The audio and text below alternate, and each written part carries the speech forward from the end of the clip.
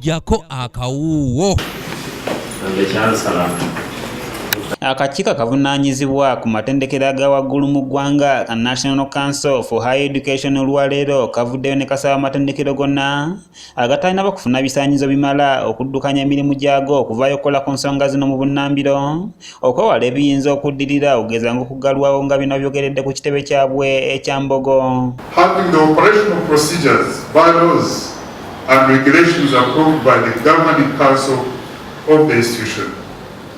3. Having course programs, curricula, student assessment procedures, examination regulations, and procedures for initial and future programs approved by the institution's organs and ratified by the National Council for Education. Professor America Kolo ngono ye nankulu wa National Council for Higher Education yagamba nti olunaku olwateekebwawo amatendekero gano gonna okufuna chata lwayitako ng'ennaku z'omwezi 3 mu lumu omwezi oguwedde kati ekisigalidde kwe kuyita mu bisanyizo bye baateekawo singa biba nga tebibayisaawo bakubasalira ebibonerezo. Teri bunafu kubanga deadline oba olunaku olwasembayo twabawa okusaba chata lwayita nga okutoka 31 weeks 2 ezakayita katusobola gamba nti tubadde banafuna tubadde banafuna. Ono agamba nti amatendekero gonna agana bategayise mu kakungunta abayizi bago bakuyambibwako batwalibwe mu aga galina ebisanyizo. Abasaanira bajja kufuna chata nga isibaati bw'ofunye olwaleero. Abatasaanira kanso ebisalawo ekyokukola.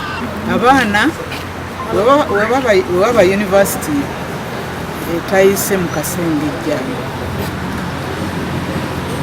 kyetukola ffe nga National Council for Education tulina entegeka ey'okuyamba abaana abo bateeka mu yunivasite agali qualified.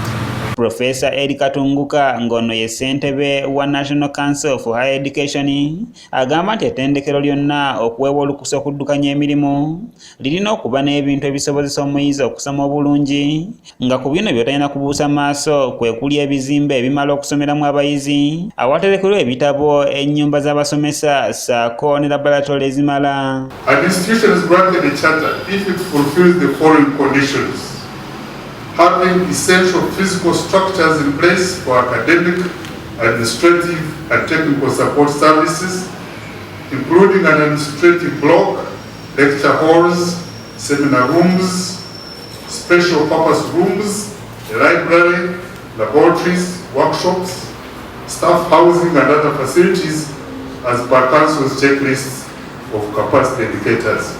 Bano nno oluvannyuma bakwasizza abakulu abatwala ettendekero lya Isibati University chata yaabwe wamu n'okubayozaayoza okutuuka ku kkula lino.